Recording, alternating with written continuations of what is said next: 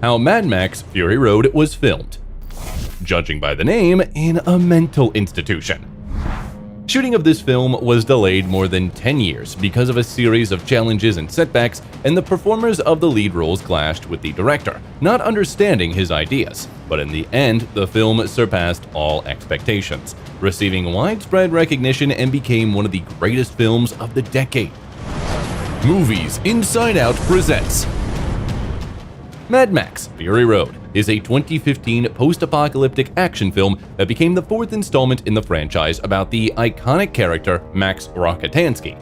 Why the crew needed security guards, why the director didn't want a male to do the editing, and how the actors achieved the most realistic performance. You'll learn about this and so much more from our new video. So, let's begin. The creation story.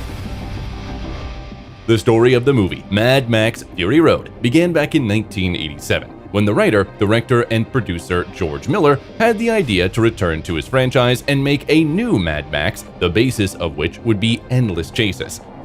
The famous film series about Max Rokitansky was born back in 1979, when Mad Max starring Mel Gibson was released, after which in 1981 and in 1985 they released the sequels Mad Max 2 Road Warrior and Mad Max Beyond Thunderdome. However, in 1987, Miller's idea didn't get any traction, and he returned to it only in 1998. About a year later, while traveling from Los Angeles to Australia, Miller came up with the basis for the future plot. Violent marauders would fight not for oil, but for people. Before starting to write the script, Miller began working with 5 artists on detailed storyboards, and they ended up creating about 3,500 drawings, which almost matched the number of editing shots in the final movie. And because the creator of the film wanted it to consist of continuous action, he wrote relatively little dialogue, choosing to focus on the visuals. George Miller worked on the script with Nico Lathris and comic book creator Brendan McCarthy, who also developed the identities of many of the characters and the design of some of the vehicles. In the early 2000s, 20th Century Fox Studios began production on a new installment of the franchise. They planned to have Mel Gibson reprise the role of Max Rokitansky, and Sigourney Weaver was considered for the role of Furiosa, which was suggested by Gibson himself. That's bait. However, the filming had to be postponed indefinitely because of the tragic events of 2001 and a difficult political situation that led to a change in the Australian dollar's exchange rate, because of which the budget of the movie significantly increased.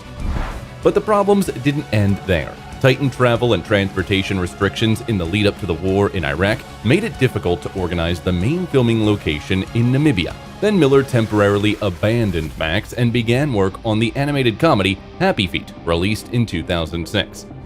By the way, interestingly enough, Miller, who directed such a violent franchise as Mad Max, I am the man who grabs the sun, riding to Valhalla! also directed 3 cute family-friendly movies, Babe, Pig in the City, and 2 parts of the animated film Happy Feet. And Fury Road became Miller's first R-rated movie since 1987's The Witches of Eastwick.